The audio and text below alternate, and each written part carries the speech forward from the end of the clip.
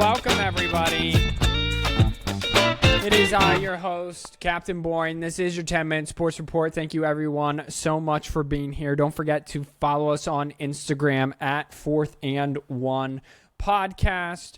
Go like us and follow us on YouTube. We just dropped a new podcast last Friday. We drop new full-length college football podcasts every Friday. You'll learn something new, so go follow us there before I call you a loser on the interwebs. If not, then just stick around here on YouTube for the 10-minute sports report, and then in between all the sports reports, you can listen to podcasts. How about that? I got a lot for you today. I got college football, I got MLB postseason, I got NFL scores, I got another NBA trade that happened. No, it's not Damian Lillard getting traded again. No, it is not James Harden. I got a little bit of this, a little bit of that, but actually we're going to start with something else entirely.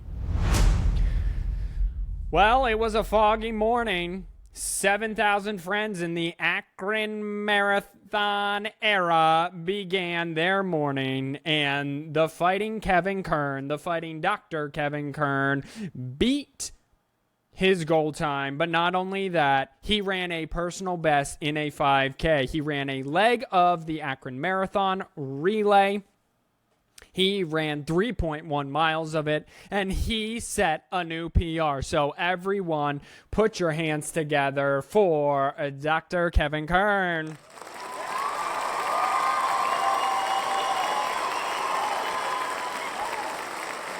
So the marathon gave out A's for A for effort. I would say he gave his A effort, and more importantly, he did better than some college football teams did this weekend, and let's just roll right into that. Well, he did a whole lot better than Utah did, I'll tell you that. Utah gets a C- at best. They went on the road to Corvallis, and they just don't have a quarterback right now. They lost 21-7 on the road, so this Pac-12 getting very interesting. Oregon State, 1 loss. Utah, 1 loss. Remember, Utah was cream of the crop, and they are back-to-back Pac-12 champions themselves. Meanwhile, number 2 Michigan just hammered Nebraska. It was 28-0 at halftime, and it wasn't even that close. They win 45-7. Number 1 Georgia's messing around. This is now their 4th week in a row where they are messing around in the first half. They were tied at 10 at halftime, and they were actually losing at the end of the third quarter and into the fourth quarter before they come storming back and win the game 27-20. Number 3, Texas at home looks like the best team in America right now. Go follow us on Instagram at 4th and 1 podcast, and you will see my top 10 has the Texas Longhorns at the top. They beat Kansas 40-14. Number 6, Penn State took care of Northwestern after hanging around in the first half, 41-13. Number 7, Washington finally did not put up goober amounts of points, only 31. They allowed 24, so it was their closest win of the season, 31-24. USC had a 34-7 lead over, or I'm sorry, a 34-7 lead over Colorado, and then Colorado scores the last 20 points of the game and loses 41-48. But USC does pull off the win. Caleb Williams throws for 6 touchdowns. Number 9 Oregon beats unranked Stanford 42-6 after a slow quarter and a half. Notre Dame rebounds after a heartbreaking loss to Ohio State. They just about had a heartbreaking loss to Duke as Duke scores and then pins them back on their 5-yard line. However, Sam Hartman on 4th and 16 scrambles and makes it on 4th and 16, and then a few plays later, bim, bam, boom, scores the touchdown, 2-point conversion, good. They win 21-14. Alabama rolls Mississippi State 40-17. In the game of the weekend between LSU and Ole Miss hangs on for a 55-49 win. It was an incredible victory. Oklahoma beat Iowa State. Tennessee beat South Carolina. Kentucky, a surprise 5-0 Kentucky, beats Florida. Really surprising, Missouri beats Vanderbilt. And finally, Fresno State beats unwinless Nevada 27-9.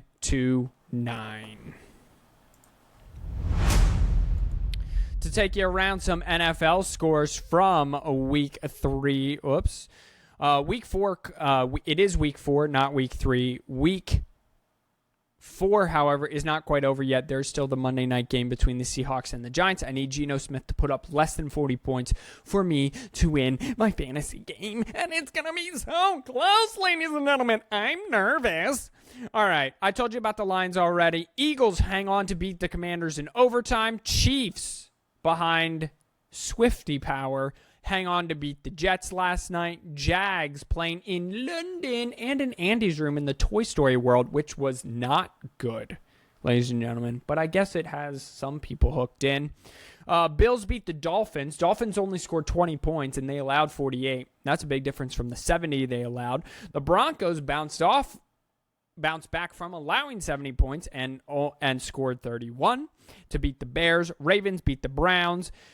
Bengals are 1-3 as they lose to the Titans. Rams beat the Colts in overtimes. Baker Mayfield has the Tampa Bay Buccaneers at 3-1 and leading the NFC South. Vikings get their first win of the season, beating number 1 overall pick Bryce Young 21-13. Texans beat the Steelers, hammer the Steelers actually 30-6. Chargers beat the Las Vegas Raiders. Cowboys pummeled the Patriots 38-3. And the 49ers, probably the best team in all of football at 4-0, beat the Arizona Cardinals 35-16. Some NBA news. Drew Holiday, who was involved in that Damian Lillard trade, if you remember, he was the big piece that sent Drew Holiday from the Milwaukee Bucks to Portland Trailblazers and then Dame back. There were some other players involved. I won't get into all of that. But he was actually traded a few days later, to the Boston Celtics. The Boston Celtics now have Kristaps Porzingis, Jason Tatum, Jaylen Brown, and Drew Holiday. That's going to be a tough team. The Milwaukee Bucks have Chris Middleton, Giannis Antetokounmpo, Damian Lillard, and Brook Lopez. That's going to be a fun Eastern Conference Finals, and I hope that it is. The Philadelphia 76ers, by the way, just did nothing this offseason besides piss off James Harden, which I'm okay with, don't get me wrong, but Embiid is now 28, 29, doesn't really stay healthy a full season. Yeah, so City of Philadelphia, go Eagles, go Birds, they're 4-0. Oh, the baseball schedule is set, and I am ready for postseason baseball. There's nothing like postseason baseball. However, the Cardinals, the Yankees, and the Red Sox all missed the postseason for the first time in MLB history, so that's very interesting and kind of sad because there's nothing like watching postseason baseball happen in Fenway, in my personal opinion. However, here's how it played out. So I'll just go to the wild card. We all know the division winners. Let's go to the wild card, then I'll take you to the schedule real quick. So the Rays won. The Houston Astros rallied to win the AL West on a 5-game winning streak. The Texas Rangers lock up the number 2 seed in the wild card. The Rays and the Rangers will play each other. The Toronto Blue Jays get that second that final wild card spot, and they will play the Minnesota Twins. So it's the division winner with the worst record will play the worst wild card team. The first 2 division winners will play will get a bye, the 2 highest seeded division winners, and then the top 2 wild card teams play each other. Wild cards are best of 3 games. In the National League, Phillies locked that up. Miami Marlins made a comeback.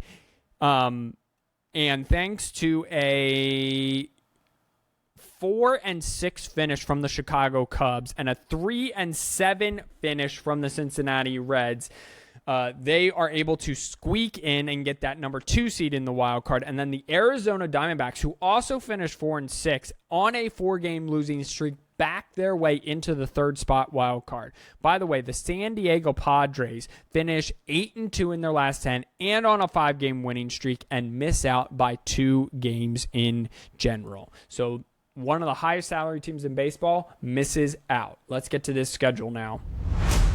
Let's get to the schedule, and then I'll get you out of here. So this coming Saturday, the 30th, I may or may not touch on this, but I want to touch on it now because my brain, Snapchat memory, will not remember in 30 seconds whether I did this or not.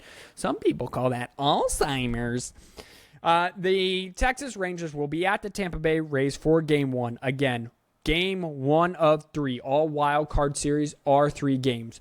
First 2 games are at home for the top seed. So if you're the road team and the lower seed, you have to win 1 game on the road to get a home game at the very end. So all the pressure's on the home team really to win these first 2 games. Toronto's at Minnesota. Naturally, Minnesota's the division winner there. Arizona's at... Oh, I'm sorry. Ladies and gentlemen, I messed up. These games are tonight or tomorrow night, Tuesday, not Saturday. I don't know what I'm looking at, ladies. Oh, I'm looking at... It doesn't matter. See? Alzheimer's. And jokingly, I know people suffer with that, and it's a terrible disease. 100% know all about this. Don't need educated. Do not cancel me, mother, since you're the only one who really listens to this. So anyway, this is Tuesday. Texas. This is tomorrow night.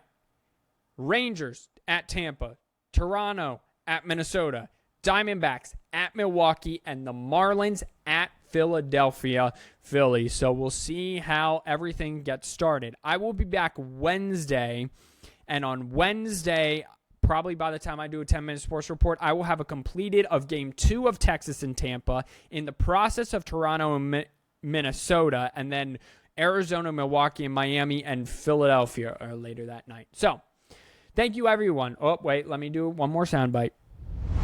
There it is. Thank you, everyone, for tuning in. Go away in the comments. Don't forget to like and subscribe. And in the comments, drop a comment of congratulations to Dr. Kevin Kern for setting a personal record, 5K, in the Akron City Marathon.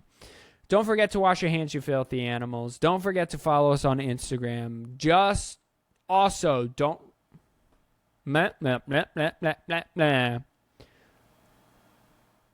Also, remember that God loves you, God bless you, and peace out.